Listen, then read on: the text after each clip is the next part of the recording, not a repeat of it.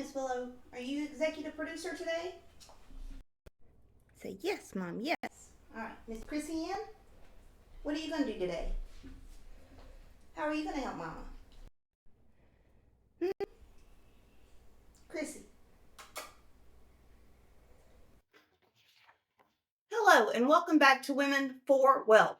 So today, I want to talk about stress and how money adds stress to your life and why you can not worry and stress about money anymore. So most people stress and worry about money because they don't have a plan. 7 out of 10 people say financial worries keep them up at night, and yet they don't have a plan on how to manage their finances. Well, why? Well, mainly because most of us are never taught how to think about money. We're taught how to spend and how to save. If we're taught that, a lot of us weren't. I was taught how to balance a checkbook, and that was about it. So there's a lot of patterns that can sabotage your goals. And you need to be aware of those so that you can manage your stress. If you're tired of feeling behind, overwhelmed, or stuck when it comes to your finances, you are not alone. You just need a reset. So let's talk about 10 personal finance rules that you need to master. These aren't restrictions, they're about freedom, clarity, and alignment with your values. So, number one, your money mindset is a foundation. The way you think about money shapes every financial decision you make. If you believe you're quote unquote bad with money, then you'll never have enough. You'll act in ways that reinforce those beliefs. So you need to change your mindset and ask yourself, why did I not learn about money growing up? What do I believe now? And decide what beliefs you want to keep and which ones you need rewriting. And you're doing the right thing with step one. You're here getting educated. And that's probably to me the most valuable and important thing about personal finances is educate yourself. Number two, stop emotional spending. Retail therapy might feel like relief, but it often leads to regret. Many of us spend emotionally without realizing it. We reward ourselves, we cope with stress, or we spend money to fit in with others. You need to really track your spending on a month by month basis and highlight anytime there's a trigger by emotion. So you can pause and ask, what am I really feeling right now? Do I really need to buy this, or do I just feel stressed about something else in my life? A good way to stop emotional spending is put a 24-hour hold on any and all big purchases. If you're going to spend a large sum of money or a decent, whatever that value is for you, for me, it's $100. If I'm going to spend $100 or more, I'm going to sleep on it for 24 hours before I make that purchase. Because if I sleep on it, oftentimes, not always, but oftentimes I realize, I really didn't need that. Number three, realize that budgeting is about vision. It's not about restriction. Most people think budgets are limiting, but a budget isn't a prison. It's the permission to spend when you want to and to, do what matters most to you. So definitely have a monthly budget. Put together your budget of everything that comes in, everything you spend every month, any extras, have an entertainment line item in your budget if you like to go and watch movies or go do entertaining things or go, if you like to go to live events, budget for that. Put money aside for it. And that way, when you do have the opportunity to go, then you can really enjoy it and savor it. And there are no negative feelings about, I bought this ticket to this event and I know that, rent's coming up next week and it's going to be tight. And then, regret and guilt creeps in and can ruin your experience. Don't let that happen. Budget for it, plan for it. Have that money set aside so you can go and you can really enjoy yourself and have a good time. And reflect your budget to your values. If you like travel, prioritize it. If you like eating out, great, just plan for it. Give every dollar a job that supports your bigger goals. Number four, set financial goals that align with your values. Save more money is not a goal. Pay off 10K in student loans to free up cash flow for other travel is. So get specific. Short-term, mid-term, and long-term financial goals are rooted in what matters to you, not what other people expect. So don't get hung up in the, I got to buy a house and, I got to do this and I got to have this type of car. Don't get hung up in societal values. Decide what's important to you. and align your financial goals to your values. SMART goals.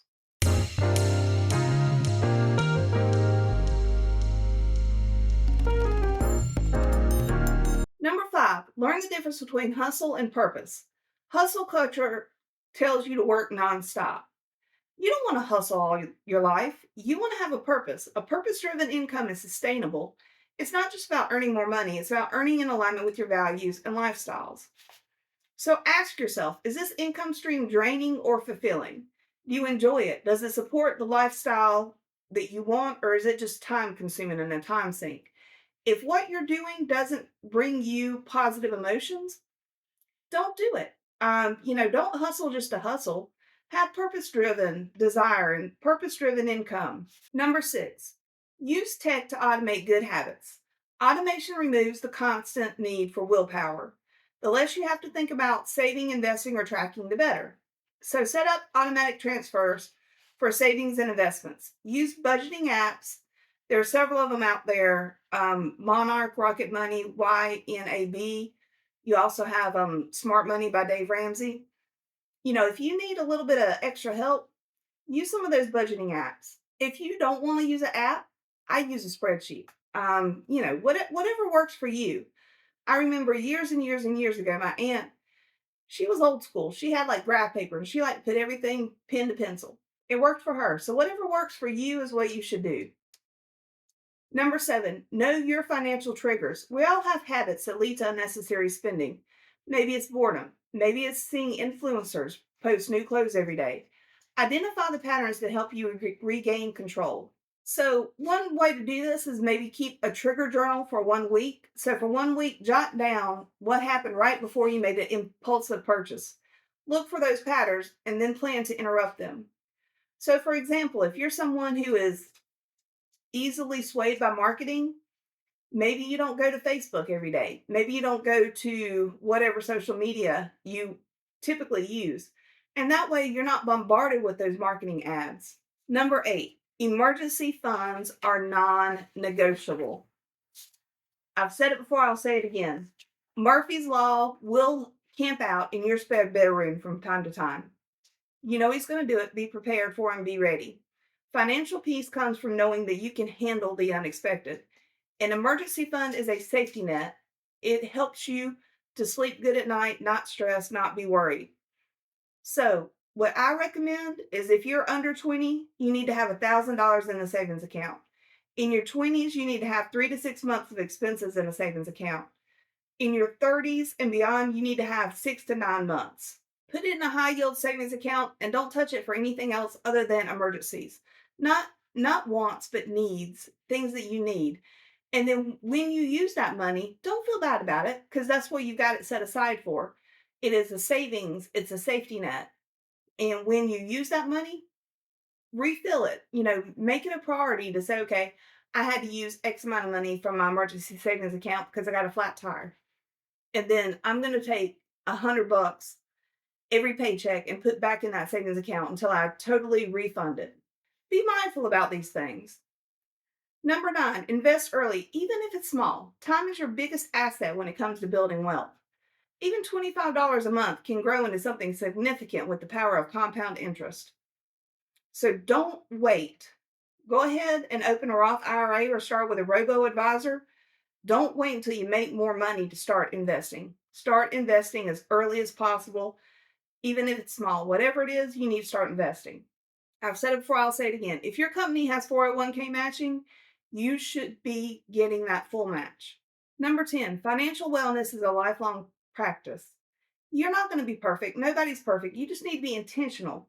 Money is a tool, and you need to use it for whatever life you want, whatever lifestyle you want, whatever your desire and your dream is.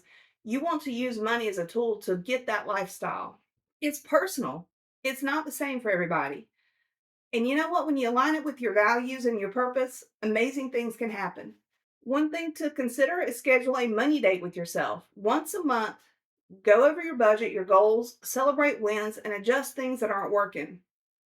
Progress over perfection. Don't try to do it perfect, just try to start. The bottom line is you don't need to hustle. You need a better relationship with your money. You need a plan. You need to put a plan in place and execute. Shift your mindset, get clear values, create systems that support your life. Then money can stop being a source of stress and start being a tool for freedom. You've got this. I'm confident you can do this. If I did it, you can do it because I'm not the smartest or the best. So join me in this journey. Let me know down below if you have any hiccups or you have any questions. I'm here to support and help you. Until next time, I wish you health and wealth.